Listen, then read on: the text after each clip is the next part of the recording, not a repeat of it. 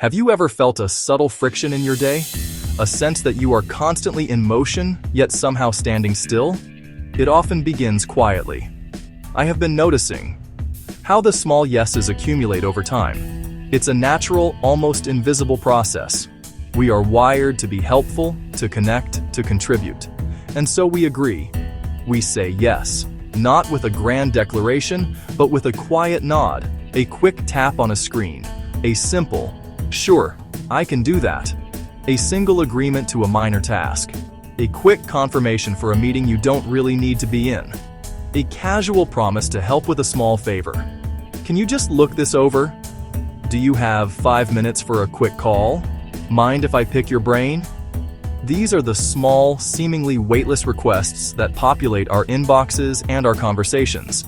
Each one arrives disguised as an opportunity to be a good colleague, a supportive friend, a team player.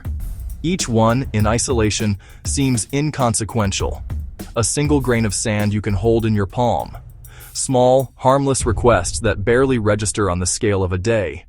The cost of saying yes to any one of them feels like zero. What's 5 minutes after all? What's a quick review? The problem is, we mistake the cost of the request for the cost of the interruption.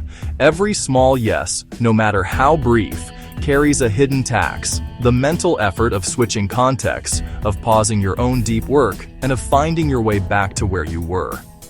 But they do not remain separate. They begin to pile up, slowly but surely, forming an invisible architecture of obligation around your time.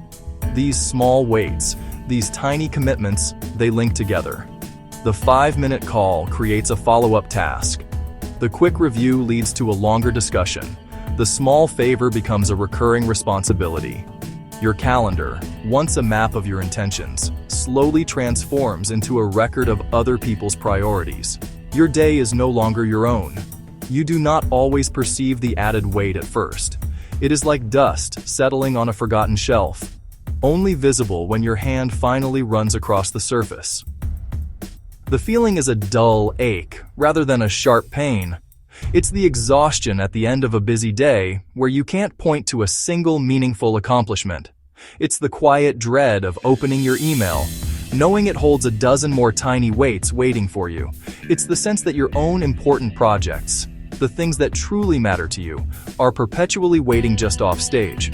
Most people, feeling this heaviness and lack of progress, think they need more will, earlier alarms, longer hours, more discipline. We tell ourselves we just need to push harder, to be more productive, to optimize our time better. We download new apps, read books on efficiency, and promise ourselves that tomorrow will be different. Yet the push still feels like a door barred from the other side. The problem isn't a lack of effort. The problem is the weight. You're trying to run a marathon with a backpack full of stones, and you've forgotten you're the one who put them there. One by one. We are taught to push harder, to force our way through resistance with sheer determination. We celebrate the grind, the hustle, the relentless pursuit of more. But what if the friction you feel isn't a sign to apply more force? What if it's a gentle signal, a quiet whisper from a deeper part of yourself? The truth is often softer and more subtle than the loud demands of the world. You believe your willpower is a finite resource, a muscle that has simply grown tired. And perhaps it has. But the root cause is not a weakness in your resolve. It is not only willpower that is failing, it is alignment that is missing. Alignment is the quiet harmony between your daily actions and your deepest values. It's the feeling of moving with a current, not constantly swimming against it. When you are aligned, your energy flows effortlessly. When you are not, every action requires a monumental push.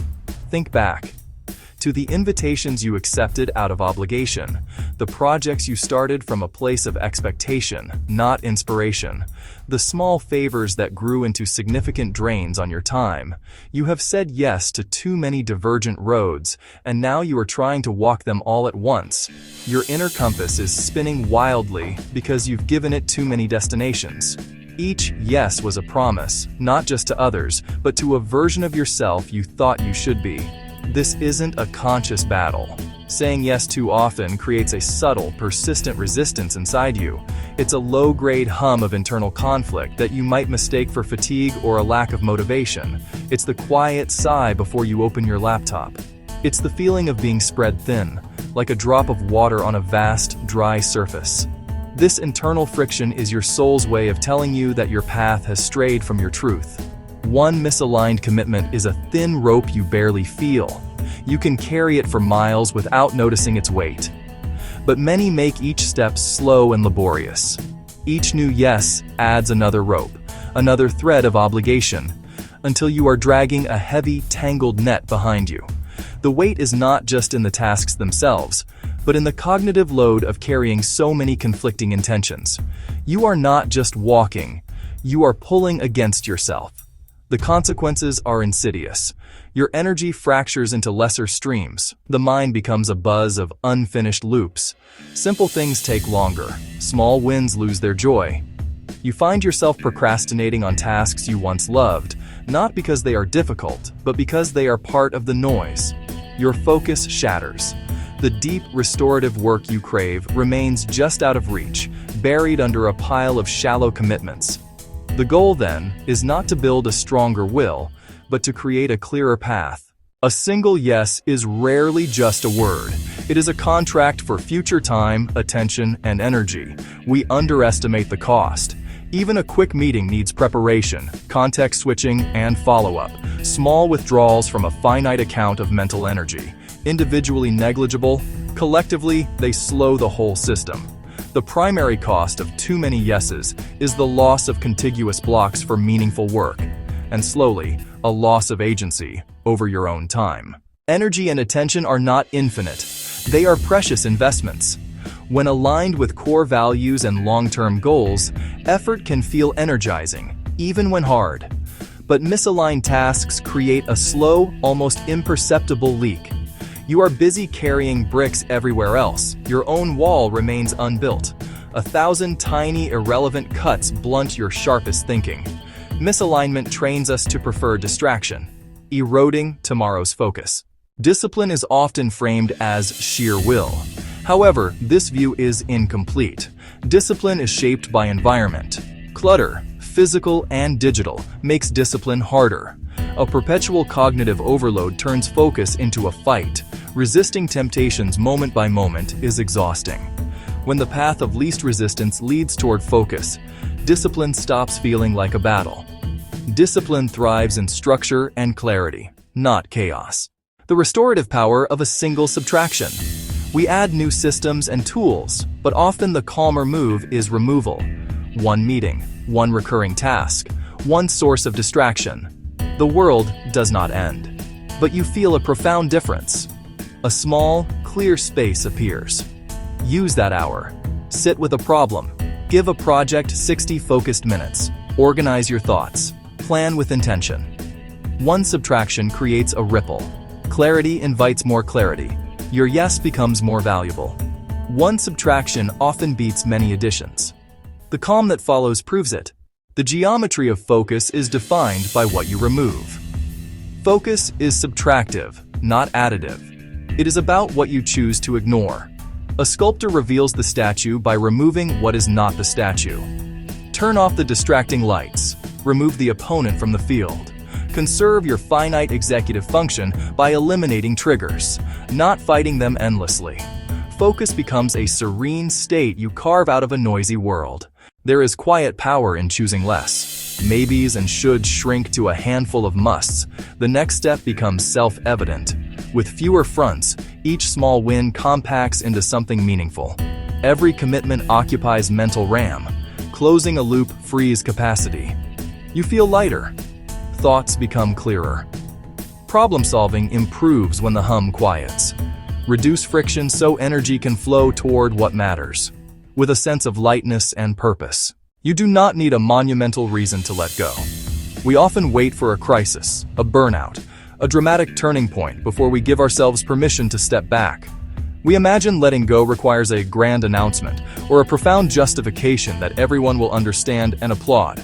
But the truth is, the most meaningful shifts often begin not with a bang, but with a quiet recognition. The courage to let go doesn't always roar. Sometimes, it's a gentle, internal whisper that simply says, "This is no longer for me." Notice the whispers. The recurring meeting that drains you. The newsletter you never read. The favor that now weighs more than intended. These are the quiet frictions of a life too full. Pay attention to them. Notice the subtle tension in your shoulders when a certain notification pops up. The slight sigh before you say yes to something you know you don't have the capacity for. It could be a group chat that has drifted from connection to obligation, or a subscription to an app you downloaded with good intentions, but now only serves as a digital paperweight. These small burdens, seemingly insignificant on their own, accumulate. They become the background noise that prevents you from hearing what truly matters. Letting go can be considerate. You can be kind in the act.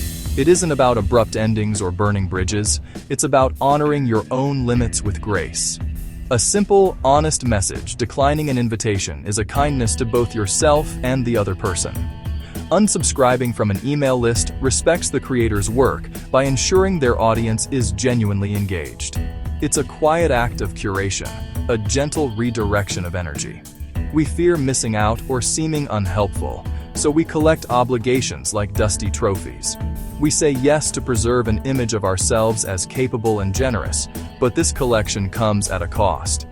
Each yes to something that doesn't align with our core needs is a no to something that does.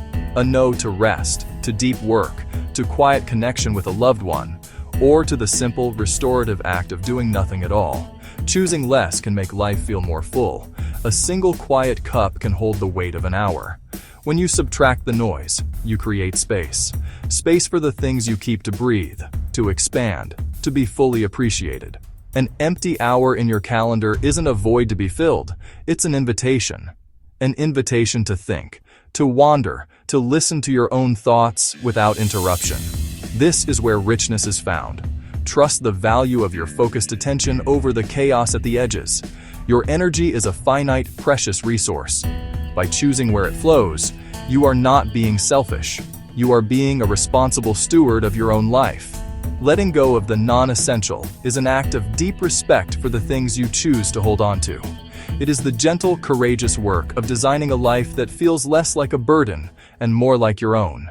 A simple, well-ordered workspace creates the conditions for work. The next move is clear because the environment is clear. You do not waste precious energy deciding where to begin. Simple rituals become a conditioned on-ramp to focus. Design your tech to be an instrument of intention, not a lure for distraction. Silence and simplicity are fertile ground where clarity grows. Alignment is not a one-time project. It is a practice of tending. Notice where you felt heaviness. What yes made the day fuller and more fragmented? Letting go is learned through gentle repetitions. Try, observe, adjust. You build a muscle for curation. Keep what feeds your soul and career. Let go of the rest. With less friction, discipline becomes a quiet, supportive partner. You do not need to overhaul everything. Try one small removal. See how the day feels. Watch how your steps change.